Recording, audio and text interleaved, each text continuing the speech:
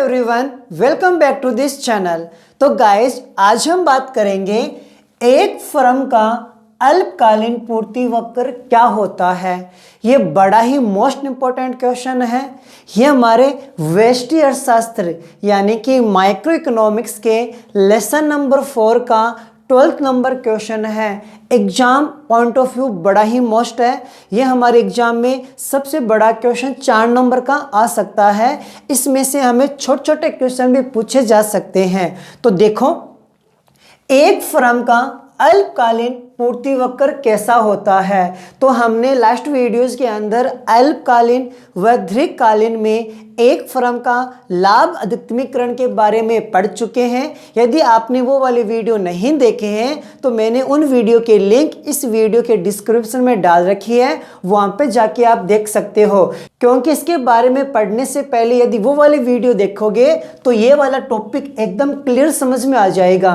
तो देखिए, एक फर्म के अल्पकालीन पूर्ति वक्र का अध्ययन करने के लिए हमारे सामने दो स्थितियां हैं।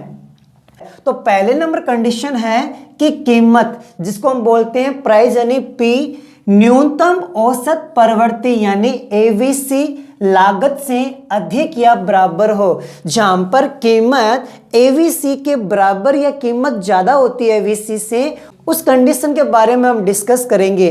क्योंकि एक फर्म की बहुत सारी लागतें होती है, कुछ को हम स्थिर लागत बोलते हैं, कुछ परिवर्तनशील लागत होती है। क्योंकि एक फर्म यदि उत्पादन करे या ना करे, उसे कुछ लागतों का वहन करना होता है, जिसे हम फर्म की कुल स्थिर लागत कहते हैं। और कुछ लागत ऐसी होती है जो उत्पादन के साथ साथ बढ़ती जाती है, जिसको हम परिवर्ती या परिवर्तनशील लागत कहते हैं। तो अभी हम किसका अध्ययन कर रहे हैं? अल्पकाल का अध्ययन कर रहे हैं। यहाँ पर स्थिर लागत, परिवर्तनशील लागत दोनों लागतें होगी। तो पहली कंडीशन है कि कीमत न्यूनतम औसत परिवर्ती लागत से अधिक है या बराबर हो। तो ये क्या कंडीशन उत्पन्न करती है? तो देखो, अल्पकाल में एक लाभ अधिकतमीकरण करने वाली फर्म निर्गत का मतलब उत्पादन की मात्रा, जहां पे उत्पादन करना चाहती है, निर्गत के उस स्तर पर उत्पादन करती है जहां कीमत न्यूनतम औसत परिवर्ती लागत से अधिक हो। यानी अल्पकाल के अंदर एक फर्म वही उत्पादन करना चाहती है जहां कीमत न्यूनतम औसत परिवर्ती लागत यानी कि एवीसी से अधिक हो। इस स्थिति में फर्म सकारात्मक उत्पादन कर सकेगी। तो इसमें एक नंबर का क्वेश्चन पूछा जा सकता है कि अल्पकाल में एक फर्म कहां सकारात्मक उत्पादन करती है। तो हम इसका आंसर लिख सकते हैं कि जहां कीमत न्यूनतम औसत परिवर्ती लागत से अधिक हो, यानी पी एवीसी से ज्यादा है या इसके बराबर है, तो फर्म प्रॉफिट कमाती है, वहां पे फर्म सकारात्मक उत्पादन कर सकती है।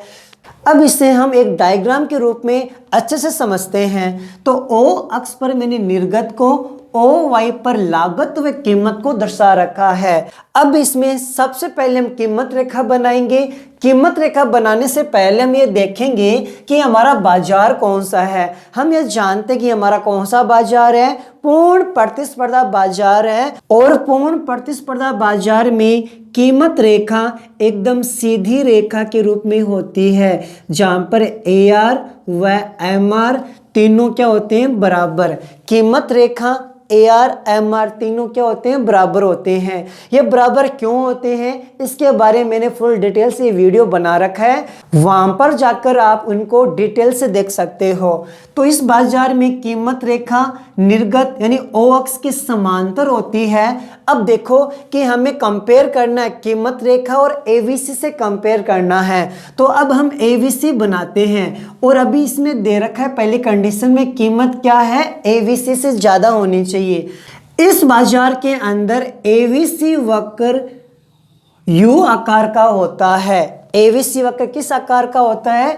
यू आकार का होता है। ये हमने एबीसी वक्र बना दिया है।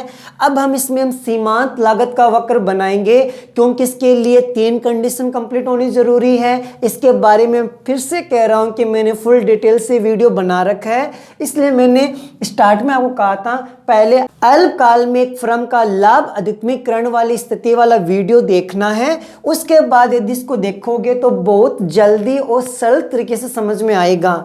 ये हमारा एबीसी वक्र है और हम ये जानते हैं एबीसी वक्र को असमशीय वक्र उसके न्यूनतम बिंदु पर क्या करता है?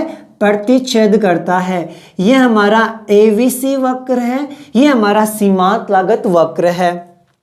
पहली शर्त होती है कि सीमांत वक्र है कीमत रेखा के बराबर होनी चाहिए। तो जो इस बिंदु पर भी क्या दे रखी है? बराबर है, और इस बिंदु पर भी क्या दे रखी है? बराबर।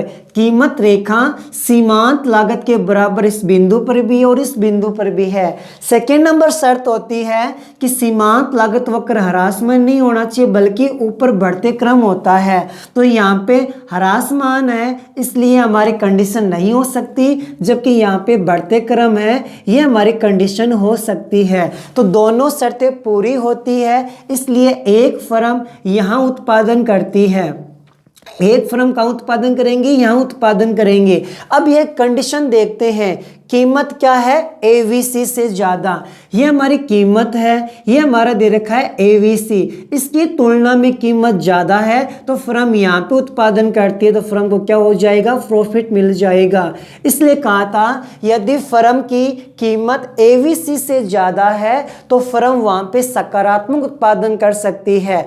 एबीसी से के बराबर भी हो या एबीसी के ज्यादा हो तो फर्म सकारात्मक उत्पादन करेगी। इसका मीन्स ये होता है कि फर्म को क्या होता है? लाभ होता है, क्योंकि एक फर्म उतना कीमत वसूल करना चाहती है किसके बराबर हो? एबीसी औसत लागत के बराबर कीमत जरूर वसूल करना चाहती है।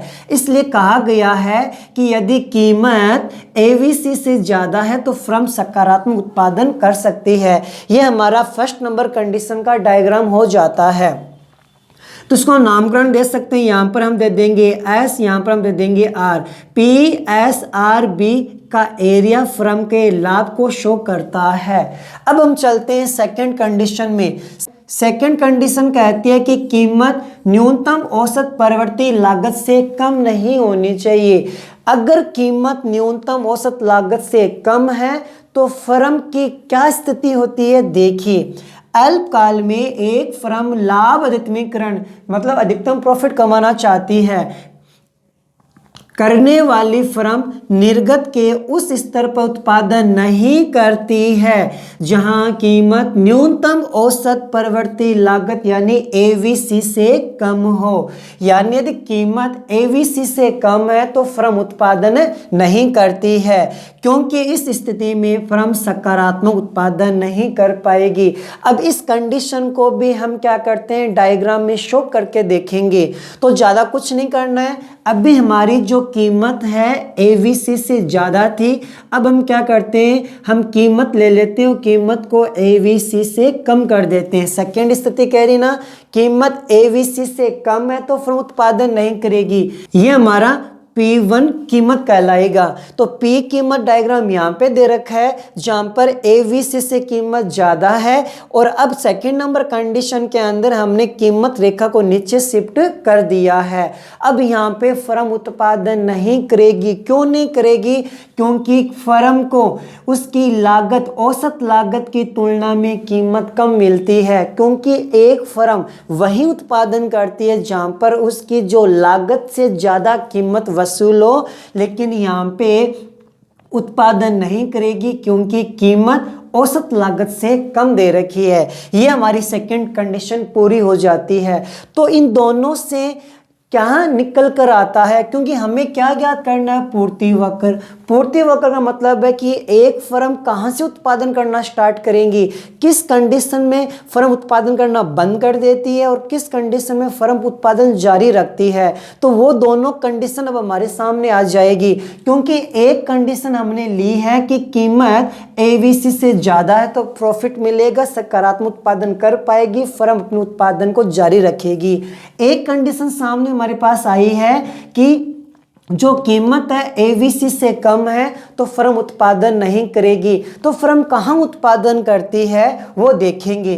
तो देखो, सबसे पहले हम क्या करते हैं, कीमत रेखा बनाते हैं। हमने यहाँ पे कीमत रेखा बना ली जहाँ पर AR व MR दोनों क्या है, बराबर है।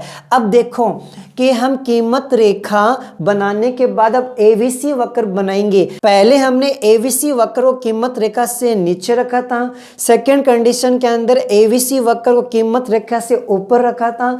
अब हम क्या करेंगे, एवीसी वक्र को कीमत रेखा के बराबर रखेंगे। ये हमारा एवीसी वक्र हो जाता है एवीसी वक्र, और ये हमारा हो जाता है सीमांत लागत वक्र। सीमांत लागत वक्र। तो फर्म कहाँ उत्पादन करना चाहेगी, जहां पर ये कंडीशन दे रखी है, क्योंकि जहां पे फर्म की कीमत एवीसी के बराबर है वहीं फर्म अपना उत्पादन जारी रखेगी।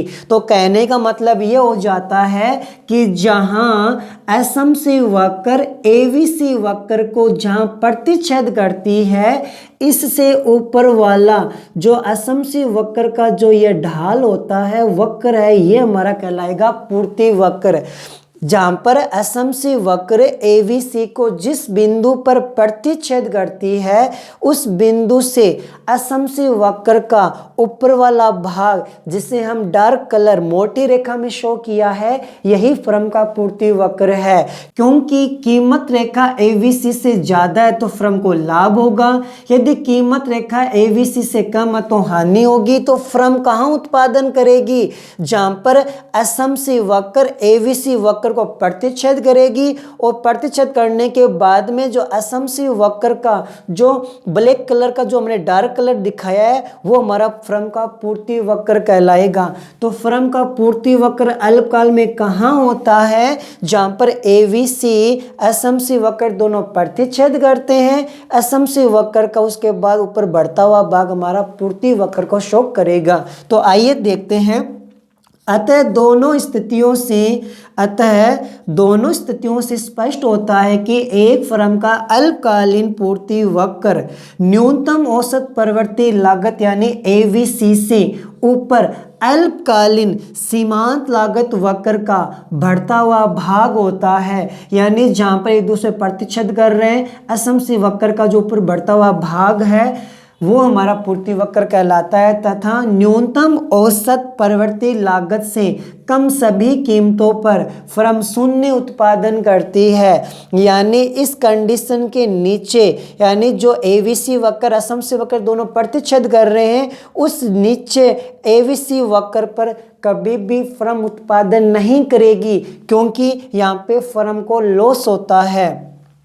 न्यूनतम औसत परिवर्ती लागत से कम सभी कीमतों पर, ये हमारा जो एवीसी का जो न्यूनतम लागत है, इससे नीचे फर्म कभी उत्पादन नहीं करती है। फर्म के अल्पकालीन पूर्ति वक्र को मोटी रेखा के रूप में दर्शाया गया है। इन्हें निम्न चित्र में हमने शो कर रखा है। यानी जो एवीसी वक्र का जो न्यूनतम लागत है उतना तो फर्म जरूर वसूल करना चाहती है, इससे कम लागत पर फर्म कभी उत्पादन करना नहीं चाहती है। तो अल्पकाल में पूर्ति वक्र कहाँ होता है, जहाँ एवीसी एसएमसी वक्र दोनों प्रतिच्छेद करते हैं। एसएमसी वक्र का बढ़ता हुआ भाग पूर्ति वक्र कहलाता है। इससे कम पर फर्म का जो निर्गत है वो हमेशा क्या होता है, शून्य होता है। आई होप आपको एकदम क्लियर समझ में आ गया होगा। ये बड़ा ही मोस्ट इंपॉर्टेंट क्वेश्चन है। ये क्वेश्चन आए तो एग्जाम का आपको इसी तरीके से लिखना है। इतनी सरल भाषा आपको कहीं नहीं मिलेगी। आप बुक और पासबुक को खोल के देख लेना, इतना सिंपल लैंग्वेज में आपको कहीं नहीं मिलेगा। इसलिए फिर से देख लो, ये क्वेश्चन आए तो पहले दोनों कंडीशन लिखनी है, दोनों कंडीशन का ये डायग्राम बनाना है। उसके बाद आपको ये थोड़ा एक्सप्लेन कर लेना और प्रत्येक कंडीशन के अंदर आपको चित्र का यानी डायग्राम का भी एक्सप्लेन करना है। तो अगले वाले वीडियो के अंदर जैसे आज हमने अल्पकाल का पूर्ति वक्र के बारे में डिस्कस किया है, नेक्स्ट वीडियो के अंदर हम एक फर्म के दीर्घकालीन पूर्ति वक्र के बारे में भी डिस्कस करेंगे, जो हमारा 13 नंबर वाला क्वेश्चन है। तो प्लीज़ वीडियो को लाइक करना है, अधिक से अधिक शेयर करना है। अभी तक आपने चैनल को सब्सक्राइब नहीं किया है तो प्लीज़ जल्दी से चैनल को सब्सक्राइब कर लीजिए। और यदि आपको कोई भी टॉपिक समझना हो जो आपके समझ नहीं आ रहा है तो आप कमेंट बॉक्स में डाल दीजिए। मैं उन कमेंट को पढ़कर आपको जिस टॉपिक की नीड है मैं उन्हीं टॉपिक के ऊपर वीडियो ज़रूर बनाऊंगा। तो प्लीज़ चैनल को सब्सक्राइब करना मत भूलिए। मिलते अगली वीडियो के अंदर। Thank you so much.